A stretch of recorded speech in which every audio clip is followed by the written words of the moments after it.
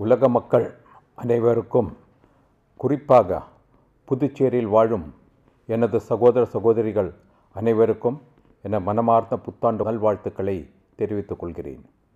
பிறக்கின்ற புதிய ஆண்டு 2025 அனைவரது வாழ்விலும் வளத்தையும் நலத்தையும் தந்து மகிழ்ச்சியையும் நம்பிக்கையும் நிலைபெற செய்யும் ஆண்டாக அமையட்டும்.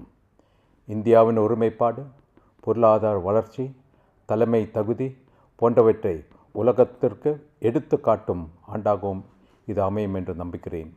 2024ஆம் ஆண்டில் பெருமழை போன்ற சில சவால்கள் சந்தித்த காலத்திலும் நாம் அனைவரும் உறுதியோடும் ஒற்றுமையோடும் இணைந்து பயணம் செய்ததை நான் நினைத்து பார்க்கிறேன்.